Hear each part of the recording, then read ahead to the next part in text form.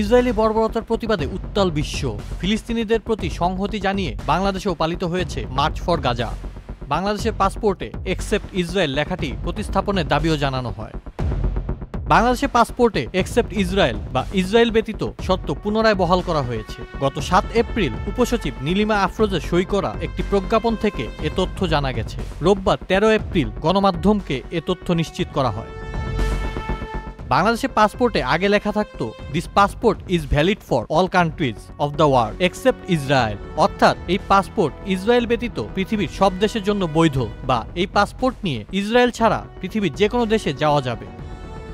কিন্তু 2020 সালে দেশে নতুন ই পাসপোর্টে এই বাক্যটি পরিবর্তন করে লেখা হয়, this passport is valid for all countries of the world except Israel শব্দ দুটি বাদ দেওয়া হয়, অর্থাৎ ইসরায়েলেও যাওয়া যাবে। এমনকি এই লেখা বাদ দেওয়ার ক্ষেত্রে কোনো ঘোষণাও দেওয়া হয়নি। তবে উপসচিব নীলিমা আফরোজের সই করা ওই আদেশে বলা হয়েছে, উপযুক্ত বিষয়ের পরিপ্রেক্ষিতে যথাযথ প্রক্রিয়া অবলম্বন করে পূর্বের ন্যায় বাংলাদেশি পাসপোর্টে ইসরায়েল ব্যতীত শর্ত পুনর্বহালে প্রয়োজনীয় ব্যবস্থা গ্রহণের জন্য নির্দেশক্রমে অনুরোধ করা হলো, অর্থাৎ আবারও আগের মতোই বাংলাদেশের পাসপোর্টে ইসরায়েল ছাড়া পৃথিবীর যে কোনো দেশে যাওয়া যাবে। আউসাফুল ইসলাম আকিব, চ্যানেল আই। ওয়ালটন আবারও মিলিনিয়ার অফারে ওয়ালটন ফ্রিজ কিনে আপনিও হয়ে যেতে পারেন মিলিয়নিয়ার।